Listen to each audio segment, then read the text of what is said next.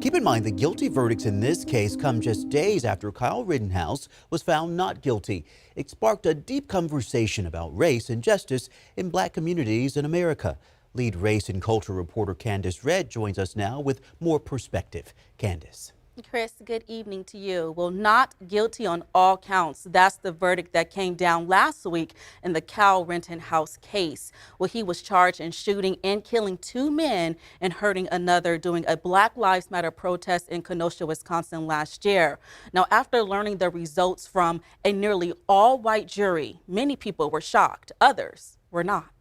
What do we do next? For some, the conversation about race and inequality never goes away. We have to continue to build organizations. As the co-chair of the California Abolition Act, Jamelia Land is fighting racial injustice. A lot of people don't know that slavery is still, in fact, illegal in the state of California. What we are seeking to do is remove involuntary servitude from California's Constitution. There are people that have been putting in this work on the ground for years. Paulie Jackson is demanding justice after a white officer shot his brother Jacob Blake 7 times in the back in Kenosha. Blake is partially paralyzed. The officer did not face charges. Jackson founded the nonprofit Edify to connect athletes to anti-racist campaigns. Edify was birthed in 2020 as a result of a couple of different instances after, a personal response to George Floyd being murdered, as well as my brother Jacob Blake being shot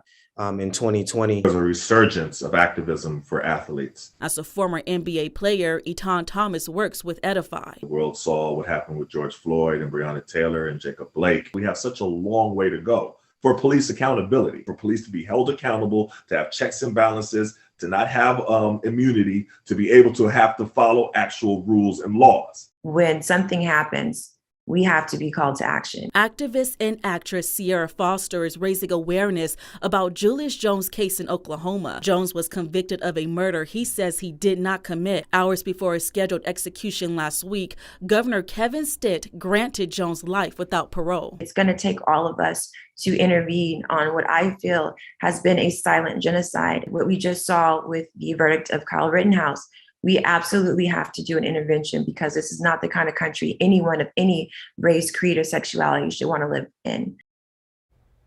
Again, Black activists and community leaders are encouraging people of all races and backgrounds to get involved in the fight against racial injustices in America. Well, you can do several things. You can speak out against racism, donate to a cause, volunteer your time, or simply join grassroots organizations that you already heard that are already doing the work. Chris? Candace Redd rounding out our team coverage tonight. Candace, we thank you.